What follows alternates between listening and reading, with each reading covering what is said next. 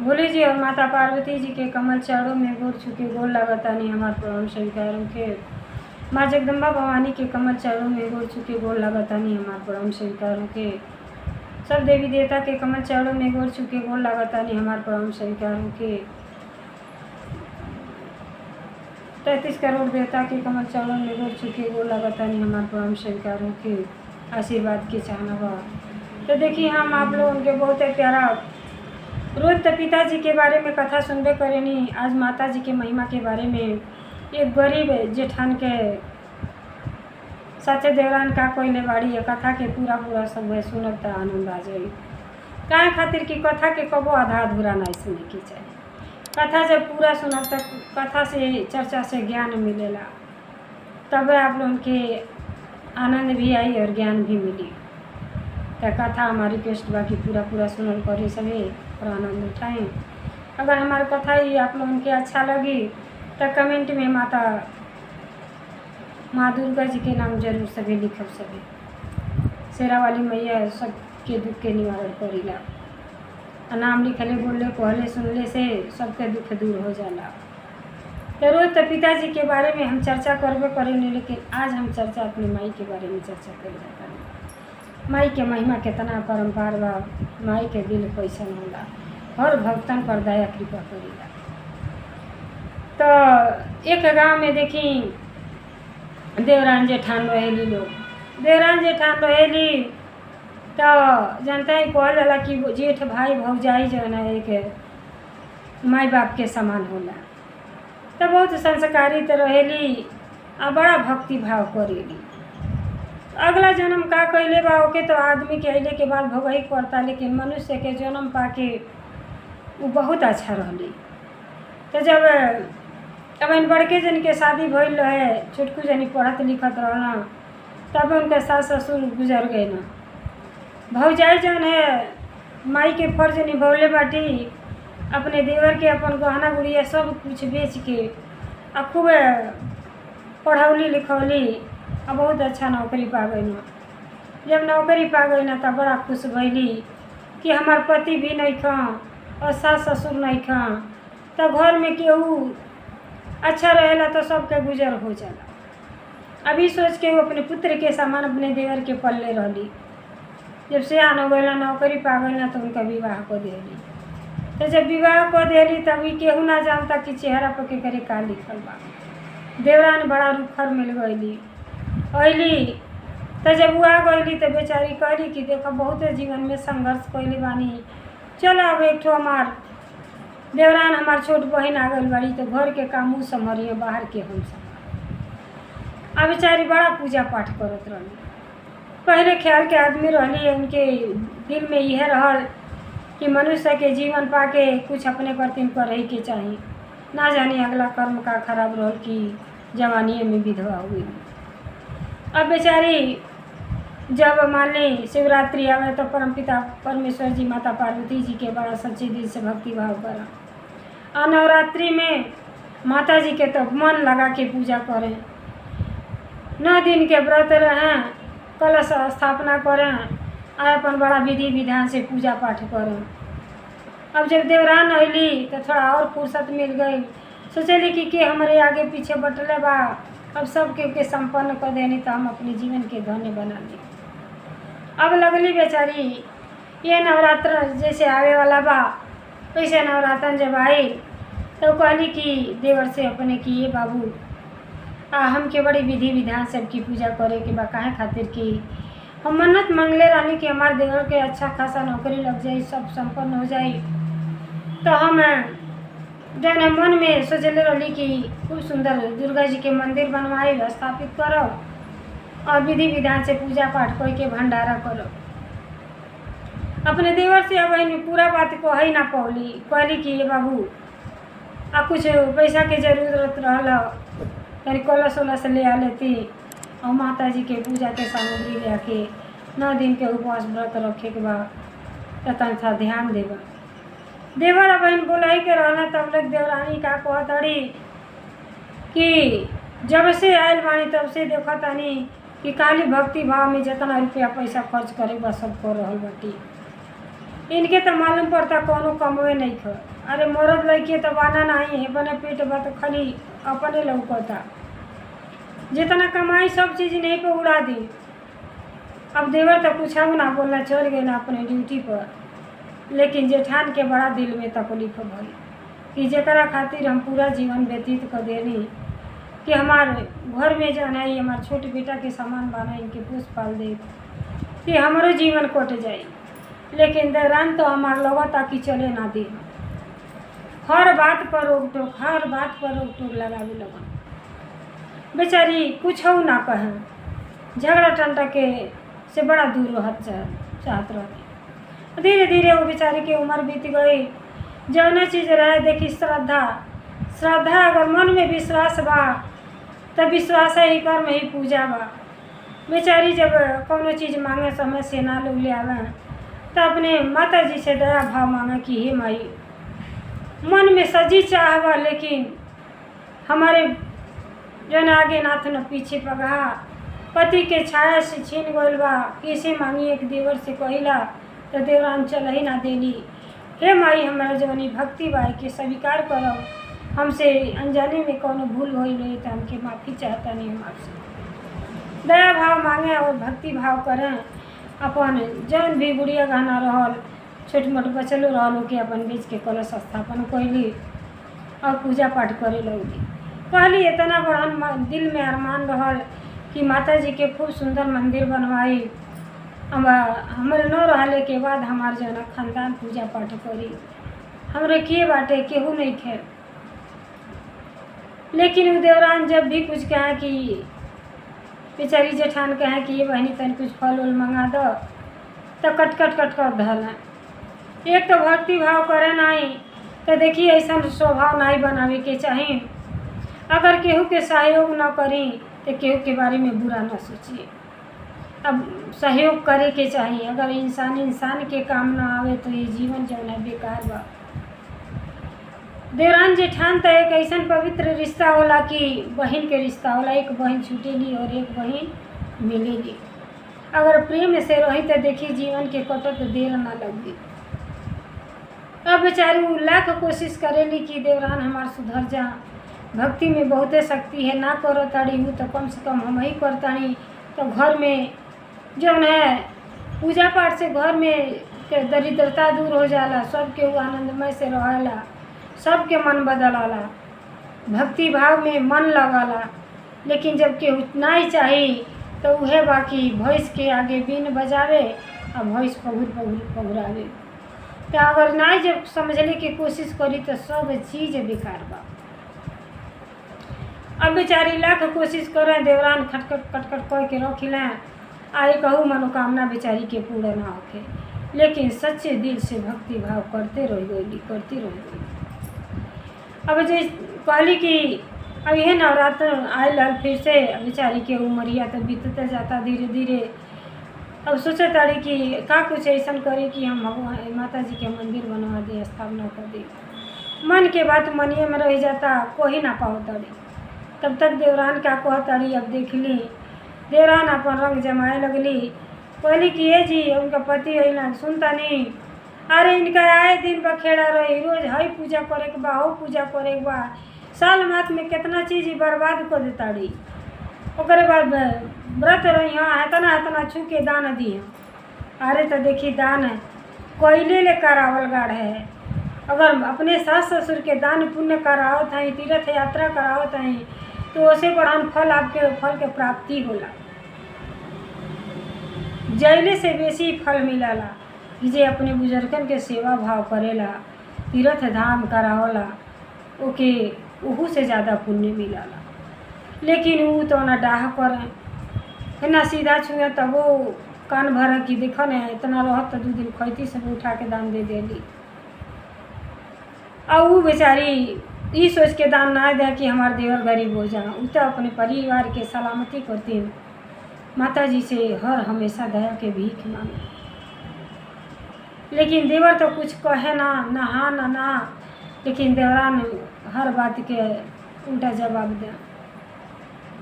अब कहली कि इनके आए दिन रोज पूजा पाठ लगलाता। अब नवरातन आई तो नवरातन में बर्बाद करी हम।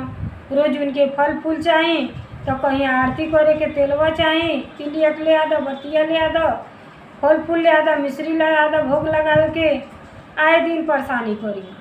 तो ऐसन बा कि हमरे नैहर बियाह पड़ल बा आ हम नैहर जाए देखी मार्केट को के आयल बानी सजी कपड़ा उपड़ा के आ दोनों प्राणी चलल जा नैहर। हमारे के वो लौता भाई बाना एंजॉय कइल जाए। तो बेचारा कुछ बोलत ना बाना, कहला कि आखिर चल जाइल जाए तो भाभी कैसे रही। कहली भाभी कैसे रही, भाभी करती नहीं तो झोपड़ी खेती में डलवा दी आ खेती में जौन बोअल बा मकई सकई जौन भी बा अपन वही रह के रखी खेत के देख रेख करी तो पूजा पाठ में मन ना लगी आ वही कुल में रह जाइए तो हमार जौन रोज खर्च करेली बच जाई। अब आगे पीछे चारों ओर से घेर ले ली। पति के कहली कि ना जो चली इनके कहती एक झोपड़ी डाल दी, घरे में रहिए तो आए दिन रोज खर्च करी हूँ। अब वो चल रही तो उनके दिन रात के हुई। अब तब वो बेचारी कुछ ना बोलत है। देवर का करें, मेहरारू के आगे आजकल केहू के ना चलता, बेटा तो खुद माई से अलग हो जाता। अब वो का कही ना ले जाके झोपड़ी डाल दिया ना आ कहना ये भाभी ऐसा बाकी हमन के 10 दिन पर दिन जाता नहीं ससुरारी आ रौरी वहीं रहल करी तन खेती बाड़ी भी अपन देख रेख कैल करब। अब वो कहली ठीक बा कोनो बात नहीं है, कहीं रही की बा। अरे भजन कीर्तन से बेचारी के मतलब रहे, मड़ई रहे चाहे झोपड़ी रहे, मड़ैया तो स्वर्ग हो जाई। अगर जब कलह ना रहेला ना तो मड़ैया तो स्वर्ग जैसे लगेला। अगर महल में रही आ रात दिन आए दिन कलह रहे तो झोपड़ियों से बेकार महलिया बा। नमक रोटी गरीब मनई देखी दिन भर काम कोई के आवेला और रगड़ा रोटी खा के सुत जाना तो वो खोआ के समान लगेला। आ घर में अगर खुए बेटा बहू सास ससुर मिल के सब के खाता आए दिन कलह बा तो सब बेकार बा। ये कहूँ ना अच्छा बा, वो सबसे अच्छा जौन है नमकवे रोटियाँ ठीक लगेला। जहाँ प्रेम रहला वहाँ रोटिए अगर रगड़ा मिल जाता वो में मानो खोआ के समान लगेला। शरीर भी स्वस्थ रहला, निरोग आदमी रहेला। अच्छा खाना खाई आए दिन कहल जाला कि जाता के पीसल सब खाला लेकिन दाते के पीसल केहू ना खाला। तो ऐसे ही परिवार है, अगर परिवार में एकजुट होके एक मिल के रहता नहीं तो घर स्वर्ग के समान लगेला, कहीं जाइले के जरूरत ना बा। आ घर में आए दिन खटपट मचैले रही, कोई नौका बिहार घूमी आई के तनु घूम लेकिन सुकून ना मिली शरीर के तनिक भी। अब कहना कि ऐसा बाकी भाभी आपके वहीं रहे पड़ी तन खेत बाड़ी जौन बात देख रेख करबो तब हम जाए बस ससुरारी भाई वहाँ बियाह शादी हो के देखई के पड़ी। कहली ठीक बा बबुआ कोनो बाती नहीं है। क्या कहली माता रानी के मूर्ति रखले रहली, आए दिन कहाँ से माता जी के दरबारे में रहे वो 24 घंटा काम करते रहो, नाम लेते रहो, माई के ध्यान में लगल रहे।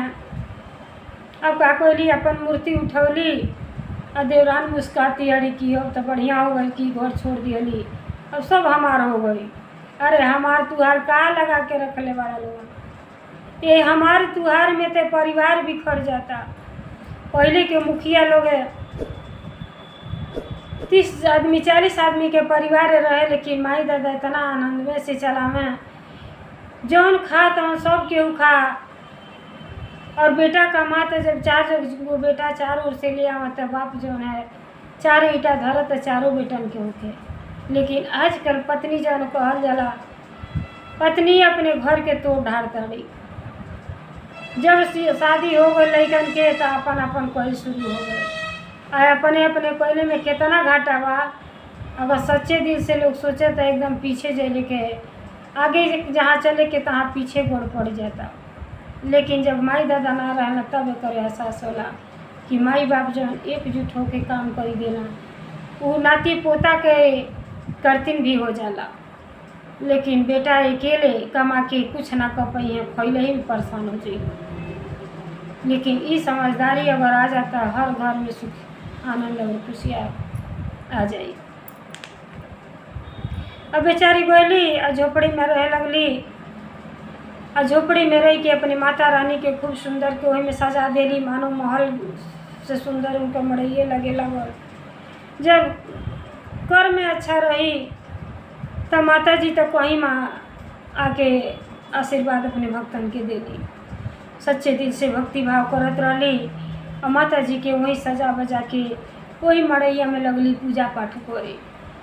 पूजा पाठ करो तड़ी और अपन जौन रहे अन्न पानी कोनो टाइम खा कोनो टाइम ना खा, लेकिन माता जी के भक्ति भाव कबो ना छोड़ली। अब वही में पूजा पाठ करो तड़ी तो देखी भजन के माध्यम से का कहो तड़ी अपने माई के बुला रहल बाड़ी। कहो तड़ी का उमरिया बीत गईल मैया रहू रे ए खोजले में, उमरिया बीत गईल मैया आपके ए खोजले में। खोजले में मैया खोजले में, उमरिया बीत गईल मैया रौरा खोजले में। बागों में खोजली बगीचा में खोजली, बागे में खोजली बगीचा में खोजली, देहिया झामर हो गईल मैया रौरा खोजले में। देहिया झामर हो गईल मैया आपके खोजले में। उमरिया बीत गईल मैया आपके खोजले में। उमरिया बीत गईल मैया आपके खोजले में। मैया कब देब दर्शनवा अखिया तरस गईल खोजले में। मैया कब देब दर्शनवा अखिया तरसला देखले में। उमरिया बीत गईल मैया आपके खोजन में। वह तड़ी कि हे माई आपके खोजने में पूरा उम्र बिता देली, लेकिन आपके दर्शन ना भई। हमार अंतिम इच्छा बाकी आपसे मुलाकात हो जाए, आपके दर्शन हो जाए। तो जब हम सच्चे दिल से पुकार करें तो काहे ना दर्शन हो जाए। अब जब पूजा पाठ कोई के नवरात्र के समय राती के सुतली तो सुतले में सपना देखो तड़ी कि माई जौन है रूप बदल के हमारे मंदिर में हमारी कुटिया में आयल बाटी और शेर बालक बना के लेके माई बेटा के रूप में माता जी हमें झोपड़ी में आयल बानी और दर्शन देता नहीं। अब आँखें जल्दी खोलत ना बाड़ी, इतना अच्छा दृश्य देखो तड़ी कि माई के जौन है दर्शन हो रहल बा। माई के दर्शन पाके बेचारी धन्य हो गईली कि वो महल से अच्छा तो हमारी कुटी बा कि कुटी में माई के दर्शन होता। जब भोर हो गई माई जब आँखें खुलल तब माई से दूर हो गईली और उनका पूजा सफल हो गई। अब का कोईली जल्दी जल्दी नहा धो के माई के फेवरेट चीज़ है अड़हुल के फूल। अड़हुल फूल लेके माला गूँथे लगली, माला गूँथ के ले अली और माता जी के पहनौली पहना के पूजा पाठ करत ताड़ी। पूजा पाठ करत ताड़ी अकेले बाड़ी मन में शांति बा, कम से कम केहू कुछ कहे वाला त ना बा। भक्ति भाव तो देखी संत लोग तो जाके वन में जंगल में रह के भक्ति भाव करत रहल। वैसे बेचारी वो कहली कि हमरे करतीन हमार देवरान बहुत अच्छा कर देली, कम से कम यहाँ सकून बा, माई के जो है दर्शन तो मिली गई। अब पूजा करत ताड़ी या दिल में सोचत ताड़ी कि देखो ना काश माई ये अखिया खुलल ही में भेंट हो जाता। तो देखी जब हमार सच्चा दिल रहला ना तो माई कोनो न कोनो रूप में आके दर्शन तो दिए देली। अब माता जी भ्रमण करतीन पृथ्वी पर उतरल बाणी घूमतानी। निज दोपहरिया भइल बा शेर पर सवार होके जब घूमे निकलनी तो देखतानी कि हमार भक्त खेते में झोपड़ी डाल के अकेले हमार भक्ति भाव करत ताड़ी। तो शेर के कहली कि ये शेर सुना और देखो तावे न के कहला हाँ तो जानता नहीं कि और भक्ति न हई आई कहे खेती में बाल इतना सुंदर घर दुआर बा छोड़ के। तब माता जी कहने कि अरे इनका जौन है देवरान के स्वभाव ठीक ना बा, मनुष्य के जन्म पाके स्वभाव में उदारता होके के चाहिए, बातचीत में व्यवहार होके के चाहिए। वो पूजा के डर से इनके खेते में कह दिल बाड़ी कि घरे रहिए तो दान पुण्य करिए, धन दौलत बर्बाद करिए, एक वजह से इनके खेत में कह दिल बाटी। जब सारा बात शेर से माता जी कहता नहीं तब शेर के आँख में आंसू आ गए। कहला कि हे माई सुनीला कि रौरे सबके मदद करीला तो वो भक्त पर अपने काहे न दया कृपा करतानी। बुढ़ापा शरीर बा बेचारी कैसे अपन बुढ़ापा कटी हैं, उनके साथे कुछ न कुछ अच्छा करी। अब माई का कहली मेहरारू के रूप धारण कर लेली, शेर के जन है बालक बना लेली और दोनों जनी उनके झोपड़ी में चल गई। तो गईनी तो कहतनी पूजा करे बैठल रहनी तो कहतनी कि ए माई आई हमार लड़का बहुत तेज भूखाइल बना, कुछ भोजन पानी मिल जाई। कहली कि यहाँ तो भोजन का मिली, हमारे कुटी में तो कुछ बा नहीं, का चाही आ तो जन खेतवा में मकैया बोले बाटे वह अगर मिल जात कच्चू मिल जाता हमारा बालक खा लेता, बहुत जोर से भूख लगल बा। माई कहली कि जन जेठान रहली दिल में इतना अपार प्रेम रहल, रतिये में सपना देखले रहली मानो हकीकत देखा ताड़ी कह ताड़ी की लगत साक्षात हमार माई हई। यहाँ सुनसान जगह के रहे पधारी माई के दर्शन कर रहल बाड़ी और कह ताड़ी कि आप बैठी आ कच्चा बाल का खियाई। अरे हमरे रहते हुए कच्चा बाल लड़का कैसे खइयो, हम भूज के आए आपके अपने हाथ से खियाई। सपना में तो देखल ही रही और हकीकत अब देखो ताड़ी कि सचमुच माता जी आयल बनी हमरे कुटी में। अब बार बार रिक्वेस्ट माता जी करतानी कि ना ये तो कचहू खा लिए हैं, इनके अच्छा लगेला, भुट्टा तो कच्चो खाइल जाला। कहली ना अब हमरे जीते जी कैसे आपका लड़का कच्चा भुट्टा खइयो। तोड़ के ले अली और प्रेम पूर्वक से भूजली और भूज के खियौली। यही से कहल जाला कि दुआरे पर कौनो अतिथि आ जाता घुमावे के नहीं चाहिए। जो ना बेमत बा 2-4 रुपया के बेमत बाद दे दी, सीधा पिछाड़ दे दी, भोजन करा दी, बहुत आशीर्वाद मिलेला। अब बेचारी भूज के खियौली, माई अति प्रसन्न भईनी। जब जाए लगनी तो फिर शेर कहता ना कि माई डोले जाके का कहनी कि बुढ़िया के कुछ मदद ना कैली, बेचारी स्वस्थ बाड़ी, बूढ़ हो गई बाड़ी, देवर देवरानी के ही हाल बा तो कैसे उनका जीवन कटी। अब का करी कुछ तो धन दौलत दे दी। अब माई जैसे हाथ ऊपर कैली, माई के कौने चीज़ के कमी बा, जेकरे पर दया कृपा कर दी ओकर तो घर स्वर्ग बन जा। झोपड़ी खूब सुंदर के महल बन गई और में अन्न धन को हर चीज़ भर गई, कौनो चीज़ के कमी ना रहल। अब क्षण भर में कोई के ओकर बाद माता जी अंतर ध्यान हो गईली।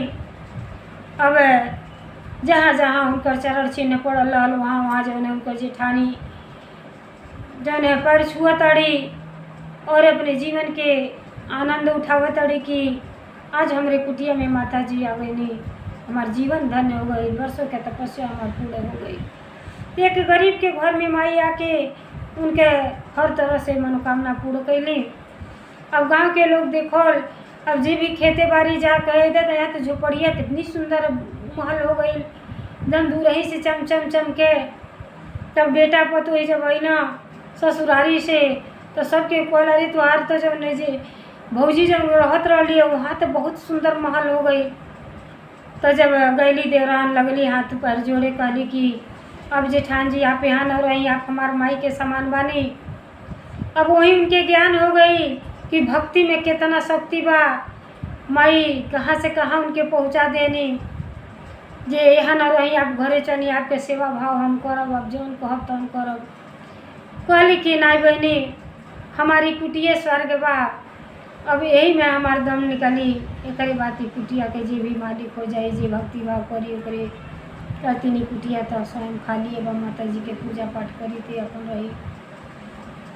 लाख कोशिश कई लोग लेकिन ना गईली, अपन वही जीवन व्यतीत कर देली, पूजा पाठ करे कितना धन पौली लेकिन घमंड कौनो चीज़ के ना भई। आ अपन जब मरली तो शिव धाम पहुँचली। तो माई और पिताजी में कितना शक्ति बा कि अपरंपार शक्ति है। जे माई के शरण में जाला, नवरात्र व्रत करेला, ओकर हर मनोकामना पूर्ण होला। तब पिताजी के कथा रोज आप सभी सुनत रहनी, माई के भी कथा पूरा सुन के आनंद उठाई। आ कथा हमारा आप लोगन के कैसन लागल कमेंट में ज़रूर सभी लिखब। हर हर महादेव, घर घर महादेव, शेरा वाली मैया की जय।